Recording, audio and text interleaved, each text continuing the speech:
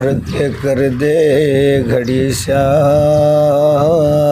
में तेरी माया से अपरम पार जगत में तू एक से कोई और नहीं दो जाओ मेरे राम।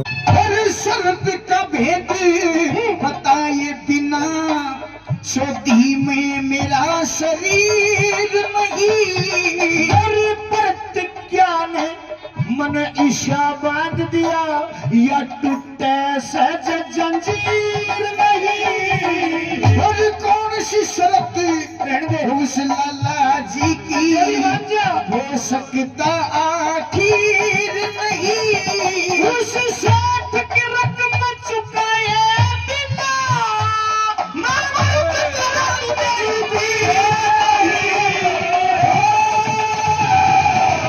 यही बात तो हिम्मत ते करना चाहिए रुचि गार के डाला दमयंती करल जा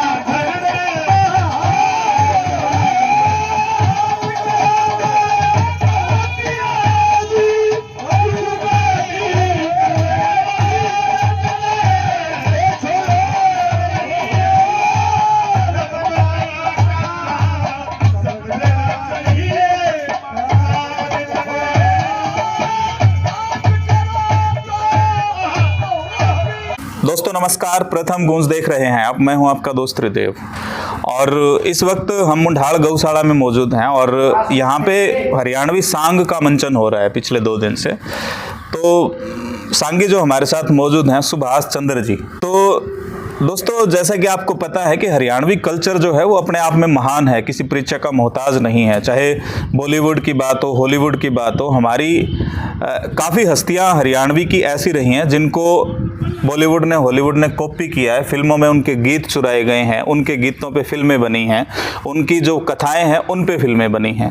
तो उसी परंपरा को जो बाजे भगत की है, जो लक्ष्मी चंद जी की है, मांगेराम जी की जो परंपरा है, उसी को आगे बढ़ाने में निरंतर जो लोग प्रयास कर रहे हैं, उन्हीं में से एक सांगी आज हमारे साथ मौजूद हैं। तो इनसे जीवन से जुड़ी हुई बातें जानेंगे और क्या कुछ इनका संघर्ष रहा, कब से इन्होंने ये शुरुआत की, आज तक कितना इनका जो रोल है वो हरियाणवी संस्कृति को बचाने में रहा है, वो तमाम जानकारी लेंगे। जो मेरे साथ शख्स बैठे आप देख रहे हैं वो राजस्थान से बिलोंग करते हैं और राजस्थान से होने के बाद हरियाणवी संस्कृति के लिए अपना खून पसीना जो है वो बहा रहे हैं। तो जानेंगे और विस्तृत बात आज हमारे साथ मौजूद हैं। भाई साहब नमस्कार। नमस्कार। नमस्कार। सबसे पहले तो अपने बारे में बताएं, आप कहाँ से हैं, आपका थोड़ा सा परिचय। अच्छा, देखिए मेरा नाम सुभाष चंद्र है, जाति से जोगी हूँ जी, और गांव मेरा बांसियाल है, तहसील खेतड़ी, जिला झुंझुनू, राजस्थान से रहने वाला हूँ जी। हाँ, सबसे पहला सवाल यही कि राजस्थान में आप पले बढ़े और राजस्थान की संस्कृति को आपने जिया जी, उसके बाद हरियाणवी संस्कृति से लगाव ये जन्मजात है या फिर कैसे?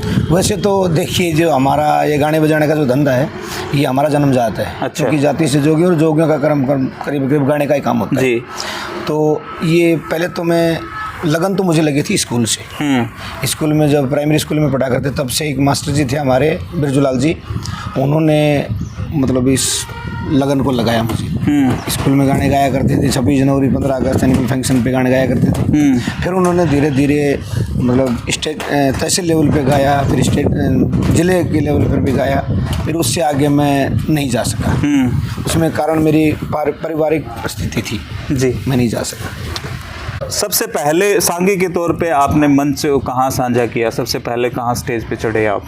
सांगी के तौर पे तो मैं हमारे अपने हरियाणा राजस्थान की सीमा से जुड़ा हुआ एक गांव है धिंगड़िया जी, राजस्थान में है वो, लेकिन वहाँ सांग के शौकीन आदमी है। अच्छा। तो पहला सांग के तौर पर मैंने पहला सांग उसी गांव में किया था।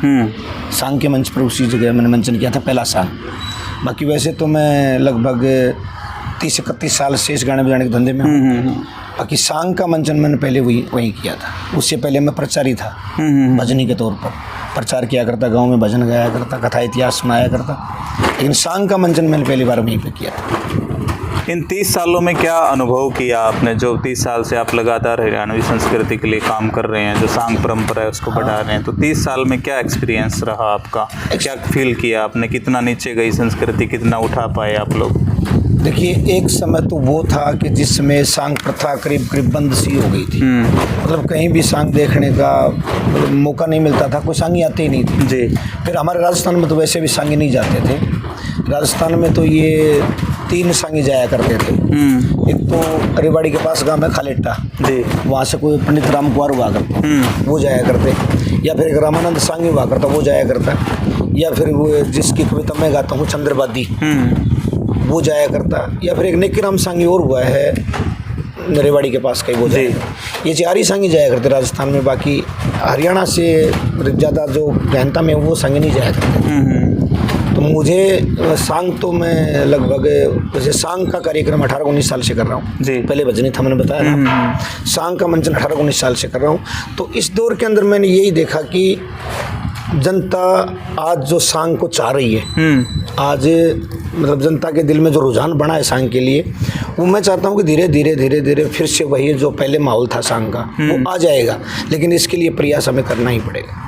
अच्छा, ताज़ा ही मामला है, हरियाणा सरकार ने ना एक डिसीजन लिया है, जो मतलब वल्गर टाइप के सॉन्ग थे, बदमाशी के जो गाने थे, उनको हरियाणा सरकार ने बैन करना स्टार्ट कर दिया है। ये शुरुआत अब कल परसों से हुई।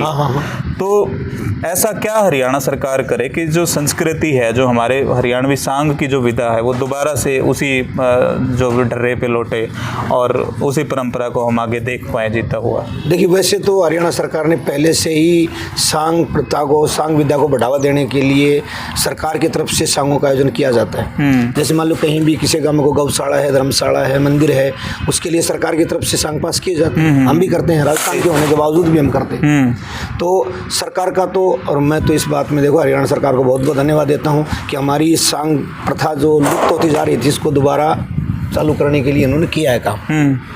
बाकी आज सांग प्रथा को बढ़ाने के लिए ये एक बहुत बढ़िया डिसीजन है हमारे हरियाणा सरकार का कि जो जिन गानों के अंदर अपशब्द हैं, जो हमारी संस्कृति से बाहर हैं, उन गानों को बैन कर देना चाहिए।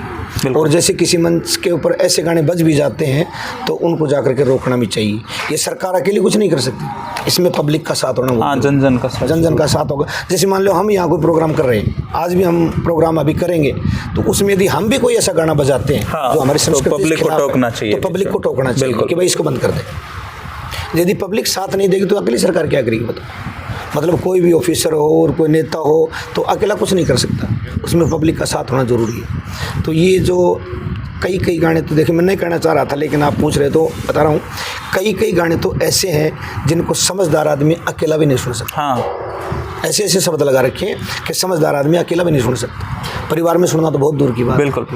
तो ऐसे जो गाने हैं जो हमारी संस्कृति को बदनाम करते हैं और जिनको हम परिवार में बैठ करके नहीं सुन सकते, ऐसे गानों को बैन कर देना चाहिए। मेरा तो मानना यही है। अच्छा, आपके गुरु कौन रहे हैं, थोड़ा सा उनके बारे में बताएं, और गुरु का महत्व कितना है सांग को सीखने में और सांग परंपरा को आगे बढ़ाने में? देखिए, गुरु मेरे सगे दादाजी हैं। मेरे सगे दादाजी मेरे गुरु रहे हैं। बचपन से उनके साथ ही रहा करता। वो हमारा जो जोगियों का राग होता है सरंगी, सरंगी बजाया करते थे। उस सरंगी पे वो गाया करते थे, बाहर प्रोग्रामों में जाते थे, घर पे बैठ करके अपना रियाज कर लेते थे। तो मैं उनके पास ही बैठा करता था, उन्होंने मुझे ये ज्ञान मिला था गाने बजाने के बारे में। फिर पहले तो मैं ये सत्संग वगैरह किया करते, फिर प्रचार करने लग गए। सांग की लगन मेरे को जिस समय लगी तो सांग मैंने आज तक किसी का सांग देखा नहीं। अच्छा। मैं सुना करता था।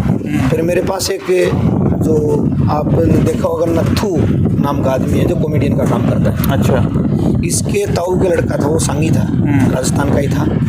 तो इससे मेरा संपर्क हो गया। इसको मैंने अपने पास बुलाया तो इसने मेरे को बताया कि भाई सांग इस लाइन से होता है और ऐसे ऐसे सांग का मंचन किया जाता है। वहाँ से मुझे लगन लगी थी, तो उसके बाद मैं सांग करने लग गया। अच्छा, कोई ऐसी रागनी जो आप मतलब आपके दिमाग में चढ़ी रहती है और आप हमेशा गुनगुनाते रहते हैं उठते बैठते, और खासकर बाथरूम में ज्यादा गुनगुनाता होता है इंसान, हाँ, तो ऐसा इस तरह की कोई होता रागनी है, मैं लेकिन- चाहूंगा उसकी चंद लाइनें आप गुनगुनाएं तो प्लीज, अच्छा लगेगा। मैं ऐसी तो मेरे पास मैं किसी रागनी पे स्पेशल तो हूँ नहीं अब, और ना मैं गुनगुनाता हूँ। मैं तो सिर्फ जो आजकल हमें एक लगन लगी हुई है कि पहले हम राजस्थान में रहा करते चंद्रवादी की कविता गाया करते, बिल्कुल। और हरियाणा में आने के बाद में हमें इस बात का ज्ञान हुआ कि भाई यहाँ पंडित लक्ष्मीचंद जी, मांगेराम जी, इनकी कविता को ज़्यादा महत्व बिल्कुल। तो हमें आजकल वही लगन लगी हुई है कि भाई इनकी कविता ज़्यादा से ज़्यादा हम सीखें। तो मैंने पंडित लक्ष्मीचंद की ग्रामथावली भी ले रखी है, मांगेराम जी की भी है मेरे पास, फिर जाटमेर सिंह की भी है मेरे जी। पास। तो मैं अब धीरे धीरे इनको याद कर रहा हूँ, पूरे बेड़े को याद करवा रहा हूँ। तो गुनगुनाने का तो मतलब ही नहीं, बस जब भी थोड़ा टाइम लगता है तो उन रागनियों की तरफ ध्यान देते हैं, भाई हमें ये सॉन्ग तैयार करना है तो उसकी तरफ ध्यान रहता है। गुनगुनाने कोई भी चंद बोल जो आपके अंतर मन को यूं खंगालते रहते हैं, आप झकझोरते रहते हैं, मतलब भाई दिल को छूने वाली कोई दो चंद लाइनें मैं चाहूँगा आप गुनगुना। अच्छा, ऐसी बात है। चलो, मैं देखिए वैसे ज़्यादातर भक्ति भाव में विश्वास रखता हूँ, हाँ जी। भक्ति भाव करता हूँ, और वैसे मैंने हमारी परंपरा के अनुसार नामदान भी ले रखा है, उपदेश ले रखा है जी। तो ज़्यादातर मैं उसी ध्यान में रहता हूँ। जैसे पंडित लक्ष्मीचंद जी की एक रागनी है, उपदेश है वो, हृदय कर दे घड़ी साथ में, तेरी माया से अपरम पार, जगत में तू एक से कोई और नहीं, दो जाओ मेरे राम। तो मतलब ये जो रागनी है, इसके बोलों की जब गहराई में जाते हैं तो करीब करीब, वैसे तो टाइम नहीं लगता, लेकिन जब भी टाइम लगता है तो मैं इसी को गुनगुनाता हूँ कि उस प्रभु की लीला कितनी विचित्र है। बिल्कुल बिल्कुल। बस उसी के तौर पे रहता हूँ। अच्छा, आप राजस्थान में पैदा हुए और हरियाणवी इंडस्ट्री को आप आगे बढ़ा रहे हैं, तो मुश्किलें भी आई होंगी थोड़ा मोटा, कहीं मुश्किल- भाषाई जो लैंग्वेज है उसका भी फ़र्क है, तो क्या कुछ फेस करना पड़ा? सब कुछ से देखो, सबसे ज़्यादा दिक्कत तो भाषा की आती है, लेकिन हमें लगन लगी कि हम इस भाषा को अपने अंदर डालें। तो मैं हरियाणा में घुसता रहा, हरियाणा ज़्यादा तो नहीं घुस सका, लेकिन हमारे महेंद्रगढ़, रेवाड़ी, ये जो 2 डिस्ट्रिक्ट हैं, हाँ। थोड़ा सा भिवानी का इलाका है, इन इलाकों में आया और यहाँ से मैंने भाषा को पकड़ना शुरू किया। और फिर ये जो रागनियाँ हैं, इन रागनियों से ही भाषा निकाल रहा था मैं तो पहले तो, उन रागनियों के बोलों से, उनके शब्दों से भाषा पकड़ पकड़ करके उनको समझ करके भाई इस बोल का क्या अर्थ हो सकता है। अब वैसे तो ज़्यादा अंतर तो नहीं है, क्योंकि मैं राजस्थान में ज़्यादा दूर का नहीं, बॉर्डर पे रहता हूँ। ये नारनौल जो जिला महेंद्रगढ़ का तहसील नारनौल है, जी जी। नारनौल से सिर्फ 30 किलोमीटर आगे गाँव है, हरियाणा बॉर्डर से सिर्फ 15 किलोमीटर आगे रहता हूँ, तो ज़्यादा सा कुछ फ़र्क पड़ा नहीं है राजस्थान हरियाणा। और वैसे मैं तो ये कहता हूँ कि हमारा झुंझुनू, चूरू, ये अलवर, इन जिलों को राजस्थान का नहीं मानता, और जैसे रेवाड़ी है, महेंद्रगढ़ है, ये हरियाणा के नहीं मानते, क्योंकि मिला जुला काम है जी। तो इनमें बराबर सा ही काम है, कोई दिक्कत नहीं। अच्छा सुभाष जी, लगातार आप इतने अंतराल से ये कार्यक्रम कर रहे हैं सॉन्ग का, तो सबसे ज़्यादा जो मज़ा है वो किस एरिया में आता है? सबसे ज़्यादा प्यार लोग कहाँ देते हैं आपको? सांग अगर गांव की, एरिया की बात करें किसी की, तो इलाके की बात करें साहब, ये जो भिवानी जिला है ना, हाँ, मैंने इस 4 साल के अंदर महसूस किया है कि भिवानी एक ऐसा सांग प्रिय जिला है जिसके अंदर ऐसा कोई दिन, ऐसी कोई रात नहीं होगी जिस दिन कार्यक्रम ना हो जी। और ऐसी बात नहीं कि रात का एक ही कार्यक्रम हो, जिले के अंदर एक एक रात में, एक एक दिन में 5-5, 10-10 प्रोग्राम होते रहते हैं करीब। तो यहाँ सांग के प्रेमी ज़्यादा हैं और यहाँ मतलब सांगी को बड़ा प्यार मिलता है, पब्लिक की ओर से बड़ा प्यार मिलता है सांगी जी। ऐसा कुछ नहीं। अच्छा, दादा लक्ष्मीचंद पे एक मूवी भी आई, शायद आपने देखी होगी। इस प्रयास को कैसा मानते हैं? क्योंकि एक सांगी के जीवन पे मूवी बनना, सांगी बहुत ज़्यादा हुए हैं, कुछ एक सांगी तो ऐसे हैं जो गुमनाम होके रह गए। हाँ, गुमनाम सांगी। ठीक है, तो ऐसे गुमनाम सांगियों के बारे में भी मैं थोड़ा सा जिक्र आपकी जुबान से चाहूँगा आप करें। अगर आप ऐसे सांगियों को जानते हैं जिनका नाम ज़्यादा पब्लिकली नहीं आ पाया, कुछ चुनिंदा लोगों को छोड़कर। हाँ, ऐसे सांगी देखो, वैसे तो मैं हरियाणा के ज़्यादा सांगियों को नहीं जानता हूँ, क्योंकि मैं तो गोसाई अभी हूँ हरियाणा में। बाकी जैसे मान लो बाजे का नाम भी अच्छा है, लेकिन उनकी कविता ज़्यादा नहीं चलती है जी, क्योंकि उनकी रागनियाँ सुनने में बहुत कम आती है। और जैसे मान लो रामकृष्ण व्यास जी हुए हैं, हाँ। वो भी सांगी हुए हैं, नारनौल से हाँ जी। तो उनकी कविता भी ज़्यादा सुनने में नहीं आती। उनका तो सिर्फ ये हमारे जो आदरणीय पंडित रामशरण जी अत्री हैं, उन्हीं से उनकी कविता सुनने को मिलती है, बाकी और किसी से उनकी रागनियाँ सुनने को नहीं मिलती। वैसे दादा लक्ष्मीचंद जी हैं, मांगेराम जी हैं, इनकी कविता सुनने को खूब मिलती है। फिर जाटमेर सिंह जी हैं, उनकी खुली रागनियाँ, फुटकर रागनियाँ सुनने को खूब मिल जाती हैं। लेकिन सांग के तौर पे जो उनकी रागिनियाँ हैं, सांग उनके जो हैं वो सुनने में बहुत कम आते हैं। सांग उनके बहुत कम सुनने में आते हैं। रागिनियाँ तो बहुत सी सुनते हैं उनकी, रागिनियाँ तो कभी कभी करीब करीब सभी ने गाई हैं। बाकी सांग जो मेहर सिंह जी ने बनाए हैं उन सांगों का मतलब ज़्यादातर मंचन नहीं हुआ अभी तक। तो सांगी के नाम पे तो वो भी गुमनामी मानो आप। सांग के मंच से है ना कुछ एक वाद्य यंत्र भी गायब हो गए हैं, मतलब वो नजर नहीं आते अब। हाँ, जैसे बहुत बहुत मीठी धुनें थी, कुछ एक वो गायब हैं, तो उनका कारण क्या रहा? देखो साजों के अंदर तो तार का साज होता है, वो चाहे वायलिन है चाहे सरंगी है। एक फूक का साज होता है, वो चाहे कार्नेट है चाहे क्लाट है चाहे बीण है। इन सांगों की आवाज़ बड़ी मधुर होती है। और आज के दौर पर सांग के बेड़ों से सारंगी तो बिल्कुल गायब हो गई। सारंगी जो साज था वो गायब हो गया है, क्योंकि पहली बात उनके बजाने वाले नहीं रहे, और बजाने वाले नहीं तो हम लाएंगे कहाँ से। फिर क्लाट जो बजाने वाले हैं वो भी बिल्कुल मतलब ना के बराबर है। कोई 2-4 आदमी हैं जो क्लाट बजाते हैं, तो उनके कलाकार नहीं रहे। अब उनका कारण क्या रहा वो तो मैं नहीं बता सकता, क्योंकि ये ज़्यादातर मंचन हरियाणा में होता है। मैं 2-3 बार पहले भी बता चुका हूँ कि मैं अभी आया हूँ जी। तो इनका ये सरंगी और कार्नेट वगैरह के जो कलाकार हैं, जो मास्टर हैं, वो क्यों नहीं बढ़ सके आगे, उन्होंने अपने शागिर्द क्यों नहीं बनाए, और वो और कलाकार क्यों नहीं पैदा हुए, ये कारण तो मेरे ध्यान में नहीं है और नहीं मैं बता सकता। लेकिन कारण आज इन साजों का ना होने का कारण यही है कि वो साज बजाने वाले नहीं, कलाकार नहीं। अच्छा, आपके बाल बच्चे परिवार के बारे में थोड़ा बताएं, वो भी इसी विधा में आगे बढ़ रहे हैं या फिर कुछ और कर रहे हैं वो? नहीं, मेरे परिवार से मेरे कोई भी इस लाइन में नहीं है। अच्छा, गाने बजाने की लाइन में कोई भी मेरे परिवार से नहीं है। मेरा एक लड़का है वो अकाउंटेंट की लाइन में है, उसको इस लाइन से कोई मतलब नहीं। इस लाइन के बारे में तो कह खैगा भी नहीं जानता जी, ABCD भी नहीं जानता इस लाइन के बारे में। तो परिवार में बस पिताजी से बाद में मैं ही हूँ। मेरे 2 भाई और हैं, एक मेरे से बड़ा एक छोटा है जी, वो भी इस लाइन से बाहर है। और बड़े वाले का भी एक लड़का है, छोटे वाले का भी एक लड़का, तो वो दोनों इस लाइन से बाहर हैं। मतलब पूरे परिवार में मैं सिर्फ एक आदमी हूँ जो इस लाइन में चल रहा है, बाकी। अच्छा, एक ऑफ कैमरा हम चर्चा कर रहे थे बैठे, तो एक दौर मैंने भी देखा अपनी आंखों से, जब लेडीजें पीढ़ी लेके 1 घंटा पहले सांग की जो लोकेशन होती थी उस पर आके बैठ जाती थी, और आज महिलाएं मतलब बचती हैं सांगों से। हाँ। तो उसमें कमी महिलाओं की है या आप लोगों की है, मतलब सांग करने वालों की कमी है? महिलाएं क्यों नहीं आ पा रही उसमें? देखो मैं तो अपनी नज़र से बता रहा हूँ, मेरी नज़र में ये कमी हमारी है, क्योंकि सांग के अंदर एक नकलिया होता है। हाँ जी। उस कुछ नकलिए ऐसे हुए हैं जिन्होंने ऐसे ऐसे शब्द, ऐसे ऐसे मतलब अपशब्द अभद्रता के तौर पर पब्लिक को तो हंसा दिया, गंदे शब्द बोल कर पब्लिक को तो हंसा दिया। लेकिन जहाँ माता बहनें बैठी होती हैं, लेडीज और जेंट्स जहाँ बैठे होते हैं, वहाँ कई शब्द शोभा नहीं देते जी। और उन्होंने वो शब्द बोल बोल करके धीरे धीरे धीरे धीरे माता बहनों का दिल इस सांग से हटा दिया। बाकी सांग तो वो चीज़ है जो पूरा परिवार एक जगह बैठ कर देखना चाहिए। संस्कृति है हमारी, इस सांग के अंदर सारी चीज़ें, मनोरंजन भी है, शिक्षा भी है, हमारी संस्कृति भी है, तो महापुरुषों की जीवनी है, तो इनको तो पूरा परिवार एक जगह बैठ करके देखना चाहिए। लेकिन मैं तो देखो मेरी नज़र से यही मानता हूँ कि सांग के अंदर आज महिलाएं जो नहीं आती, उसका मेन कारण यही है, मेन कारण नकलियों को मांग करना है। क्योंकि अभद्र शब्द जब बोलते हैं, आप शब्द जब बोलते हैं तो कौन सा? अच्छा, आज तक आप इतने साल से हैं, तो कोई एक खास अनुभव और कोई बुरा अनुभव मैं जानना चाहूँगा। आज तक आप इस सांग की विचारधारा को बढ़ा रहे हैं, उस दौरान कोई फेस करना पड़ा हो आपको? बुरा दौर तो खैर मैं ऐसा कोई नहीं देखा।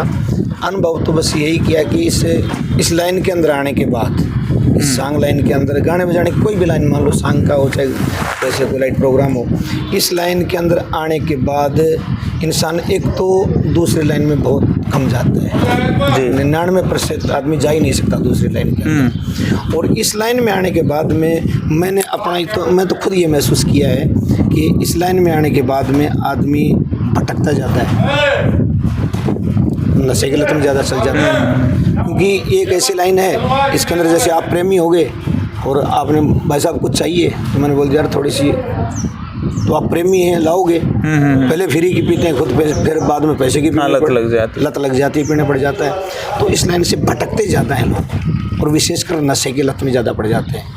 तो मैं तो अपने इस चैनल के माध्यम से हमारे श्रोताओं को, सांग प्रेमियों को कलाकारों को, सांगियों को एक ही बात हाथ जोड़ करके कहता हूँ कि यदि गाने बजाने का काम करना है तो नशे और विशेषकर शराब, इससे आप बच करके रहो, ताकि आपका भी मान सम्मान हो, जीवन बचा रहे और बच्चे भी खुशहाल रहें। ये तो मैंने ज़रूर महसूस किया है। एक कड़वा सा सवाल है सुभाष जी, दरअसल जो भी सांग का मंच हम देखते हैं ना, तो उसमें बीच में हुक्का रखा होता है। तो हुक्का तो कोई मतलब खास चीज़ तो ऐसी है नहीं जिसको आप सरेआम रख के और एक मैसेज, क्योंकि जनता आपसे सीखती है, तो आप ही जब इस तरह से मतलब कस लगाते हुए अगर आप इस तरह से गाएंगे तो एक गलत मैसेज तो जाता है। तो आपको क्या लगता है? देखो, मैं तो ये मानता हूँ कि ये गलत है, और गलत है, लेकिन फिर भी हम रखते हैं जी। इसका एक तो ये रिवाज सी बना रखी है, जैसे चलन होता है ना कोई, भाई ये जरूरी होता है, तो सांग के अंदर ये रिवाज से बना रखी है कि जहाँ सांग का मंच होता है वहाँ बीच में हुक्का मिलता है जी। बाकी नशा तो नशा ही है, चाहे वो शराब का है, चाहे बीड़ी का, सिगरेट का, गुटखे का, खन्नी का, नशा तो नशा ही होता है। अब पब्लिक के अंदर यदि हम नशा करते हैं तो वो आपकी बात सही है, पब्लिक में गलत मैसेज जाता है, तो ये भी नहीं होना चाहिए। अच्छा, आप जीवन में नशा करते हैं थोड़ा बहुत या फिर छोड़ दिया है आपने, क्या है? नहीं जी, पहले तो मैंने किया था थोड़ा बहुत, ज़्यादा नहीं, थोड़ा बहुत किया था, लेकिन अब मैं नशे से बाहर हूँ। अच्छा, बिल्कुल। जो लोग आपको देख रहे हैं, तो कोई खास बात सांग से जुड़ी हुई जो लोग नहीं जानते, सांग के इतिहास से जुड़ी हुई कोई खास बात जो आज तक छिपी पड़ी हो? सांग के इतिहास से मतलब ऐसी तो मेरी नज़र में कोई बात नहीं है जो छुपी पड़ी हो, नहीं जानते हो लोग, लेकिन पहले के सांग में और आज के सांग में एक बहुत बड़ा अंतर है। पहले की लाइन में और आज की लाइन में एक बहुत बड़ा अंतर है। उसमें पहले जो सांग का मंचन हुआ करता ना, तो उसमें लगन लोगों को ज़्यादा थी जी, और आज सिर्फ मनोरंजन के तौर पर लोग आते हैं। युवा साथी भी जुड़ रहे हैं धीरे धीरे, अब तो धीरे धीरे युवाओं का भी रुझान होता जा रहा है, लेकिन रुझान बहुत कम है युवाओं का, विशेषकर युवाओं का। जैसे 10 युवा लड़के बैठे हैं तो उनमें से 8 लड़के मनोरंजन करने के लिए आते हैं, 2 लड़के सांग सुनने के लिए आते हैं। लेकिन मैं तो इस बात से भी खुशी है कि कम से कम 10 में से 2 तो हमारी तरफ है, और ऐसा ही प्रयास करते रहे सब मिलके, तो 2 की जगह 8 हो जाएंगे। सुभाष जी, आप है ना लगातार, आप जैसे सांगी दुनिया भर के हुए जिन्होंने इन मंचों से है ना खूब रागनियाँ गाई, लेकिन वो आम जन की जुबान पे नहीं चढ़ पाई। लेकिन एक आपने पिछले टाइम में देखा होगा, डीजे पे एक रागनी चली, साचम साच बता लीलो चली, इसके अलावा और भी चली काफ़ी, रांझा की भी चली कुछ, जो मतलब रिमिक्स होके आई, जो नए पैटर्न के म्यूजिक, इंग्लिश म्यूजिक के साथ मिक्स होके आई, तो उनको लोगों ने बहुत प्यार दिया और आम बच्चा उनको गुनगुनाता भी नजर आया। तो आपको नहीं लगता कि जो नए प्रयोग हो रहे हैं रागनियों को एक सॉन्ग के तौर पे अगर उतारा जाए तो युवा पीढ़ी भी शायद और ज़्यादा जुड़ सकती है? युवा पीढ़ी जुड़ सकती है, नए तौर पर रागनियों को हम उतारेंगे आधुनिक साज से, तो युवा पीढ़ी जुड़ सकती है, लेकिन उसमें जो हमारा देसी रंग है, जो हमारी मेन जो संस्कृति है, वो मज़ा नहीं आ सकता। जो पुराने बुजुर्ग आदमी जो सुनते हैं रागनियाँ, जो उनको रंग चाहिए ना, तो देखो संस्कृति तो संस्कृति होती है। एक रागनी जैसे मान लो आदरणीय लक्ष्मीचंद जी बना दी कोई रागनी, और उस रागनी के अंदर उन्होंने जो रंग फिट कर रखा है देसी रंग, और उस रंग को छोड़ करके हम यदि फिल्मी रंग में डालते हैं तो या तो उसमें कोई शब्द काटना पड़ेगा या उसमें कोई शब्द जोड़ना एडजस्ट करना पड़ेगा, तो वो मज़ा नहीं आता जो देसी तर्ज में आता है। अच्छा, घर वालों का सपोर्ट कैसा रहता है? वो आपको सपोर्ट करते हैं या फिर आमतौर पे कहा जाता है कि पागल हो रहा है, तो इस तरह की संज्ञा मिलती है? नहीं, ऐसा नहीं, ऐसा नहीं। मुझे तो मेरे माता पिता भी और मेरे सास ससुर भी, हालांकि ससुराल वाले इस बात को कम महत्व देते हैं, हर जगह मैं महसूस करता हूँ, बाकी मेरे सास ससुर भी मेरे पूरी सपोर्ट करते हैं, माता पिता भी पूरी सपोर्ट करते हैं, और मेरी जो वाइफ है, जो मेरी पत्नी है, वो मुझे फुल सपोर्ट करती है इस बारे में। आमतौर पर गाने वालों के लिए समस्या हो जाती है कि गाने वाले के साथ में कोई लेडीज आ गई गाने के लिए, तो घरवाली को मतलब उस बात से थोड़ा सा परहेज हो जाता है, लेकिन मैं तो लेडीज रखता नहीं हूँ कभी, तो मेरे को तो पूरा सपोर्ट है, बच्चों का भी, घरवाली का भी, माता पिता का भी, सास ससुर का, सबका सपोर्ट है। अच्छा, संगीत है ना हर लोगों की नज़र में, मतलब किसी की नज़र में व्यापार है, किसी की नज़र में अपना शौक है, किसी की नज़र में पैशन समझ लो, तो आपकी नज़र में क्या है संगीत? मेरी नज़र में तो कर्म और धर्म दोनों है। अच्छा, क्यों? इससे हमारा कर्म भी बन रहा है और धर्म ये बन रहा है कि भाई जैसे आज हमें गौशाला के कार्यक्रम में आ रहे हैं, तो उसमें हमारी दाढ़ी भी बन जाएगी, इन गौ माताओं के लिए चंदा भी इकट्ठा हो जाएगा, तो दोनों कर्म साथ हो जाएंगे। तो मैं तो यही मानता हूँ कि संगीत को हमें अकेले बिजनेस के तौर पे ना लें कि भैया मेरा बिजनेस है, इससे मैं कमा करके खाऊंगा, इसी तौर से ना देखा जाए। संगीत को बांटने से वो एक पंडित नंदलाल जी का कोई भजन है, विद्या धन अनमोल इसने बांट देनी अच्छी हो से, और होती हो लड़ाई घर में डांट देनी अच्छी हो। तो संगीत के साथ में कमाओ भी, लेकिन लोगों को जागरूक भी करो, जनता के अंदर शिक्षा भी दो, विद्या को बांटो। तो अच्छा, कितनी स्टोरीज हैं जिनका मंचन आप करते हैं? मतलब कितने सॉन्ग हैं, कितनी कथाएं हैं आप जो आमतौर पे जिनका करते हैं? आमतौर पर वैसे मेरे पास 18 सॉन्ग हैं। उन 18 में सबसे चुनिंदा कौन सी है जिसमें आपको मजा आता है, अच्छा लगता है? चुनिंदा तो 4-5 स्टोरी है मेरे पास। बताइए वो कौन सी है? सत्यवान सावित्री की है, हाँ अजीत सिंह राजवाला की है जी, नवभारत रामदेवी की है, बीजा सोरठ की है जी, एक खांडेराव परी जिसे वीर विक्रमादित्य कहते हैं। बिल्कुल। हाँ, ये 5-6 इतिहास हैं जो रोचक हैं और मैं ज़्यादातर इनका मंचन करता हूँ। हमारा इस एरिया का है ना लीडिंग चैनल है, हरियाणा के काफ़ी लोग, आपको लाखों की संख्या में लोग देखेंगे। खासकर आप जिस गौशाला में आए हैं ये नई नई बनी है और गांव के लोग अभी इतना जुड़ नहीं पाए हैं आसपास, तो क्या मैसेज देंगे आप लोगों को? क्योंकि आप एक मैसेज शायद और बेहतर तरीके से दे सकते हैं ताकि जो गौ सेवा है उसमें ज़्यादा से ज़्यादा लोग जुड़ सकें। और कितने दिन आप यहाँ रहेंगे, क्या मैसेज देना चाहेंगे लोगों को? देखिए, ये गौशाला नई खुली है जी, और मैंने तो कल से ही आए हैं, तो सुना ये भी है कि यहाँ अभी तक कमेटी भी नहीं बनी है जी, लोग अपनी तरफ से स्वयं सेवक बन करके आ रहे हैं। बिल्कुल। तो मैं तो देखो, मेन बात तो एक कहूँगा कि नई गौशाला हो चाहे पुरानी गौशाला हो, हमारे सनातन धर्म के अंदर पूजा पाठ का विधान है जी। तो मैं मानता हूँ कि कोई भी आदमी किसी भी 33 कोटि देवता बता रहे, किसी भी देवता की कोई भी आदमी पूरे विधि विधान से पूजा नहीं कर सकता जी, उसमें कहीं ना कहीं कोई त्रुटि रह जाती है। तो मैं ये कहना चाहता हूँ कि जो आदमी पूजा पाठ की विधि नहीं जानता है वो अपने घर में एक गऊ पाल दो जी, उसकी सुबह शाम सेवा कर दो। गऊ की सेवा करने से 33 कोटि देवताओं की सेवा अपने आप हो जाती है। तो मेरा तो ये मानना है। और ये जो नई गौशाला खुली है तो मैं तो ये कहूँगा ज़्यादा से ज़्यादा लोग इसके अंदर जुड़े, यहाँ पर आएँ, क्योंकि जब तक गौशाला के अंदर आकर के हम खुद नहीं देखेंगे तो हमें मालूम नहीं पड़ेगा स्थिति कैसी है। यहाँ आए, इन गऊँ को देखें, इनका हालचाल देखें, रहन सहन देखें, इनके अंदर इनके लिए क्या व्यवस्था चाहिए हमें, वो सब देख करके और इन गऊँ के लिए हमें एक रुझान बनाना चाहिए और हम सबको मिल करके इनकी सेवा करनी चाहिए। तो दोस्तों, सुभाष चंद्र जी को आपने सुना और हरियाणवी सांगी के तौर पे पहचान रखते हैं, पैदा राजस्थान में हुए, राजस्थान के कल्चर को इन्होंने जिया और मतलब ऐसे राजस्थानी हैं अनोखे जो हरियाणवी संस्कृति की लगातार सेवा कर रहे हैं। आपको ये वीडियो कैसी लगी हमें कमेंट बॉक्स में ज़रूर बताएं। और अगर आप सांग के शौकीन हैं तो अगले कुछ दिनों के लिए जो मुंढाल गौशाला है उसमें ये सांग चल रहा है, तो अगर आप सुभाष चंद्र जी को सुनना चाहते हैं, इनकी मंडली को सुनना चाहते हैं, जो लोग कथाएँ हमारी रही हैं उनको सुनना चाहते हैं, तो आप आइएगा, आपका स्वागत है। और वीडियो को प्लीज़ ज़्यादा से ज़्यादा शेयर कर दें। धन्यवाद। जय हिंद, जय भारत।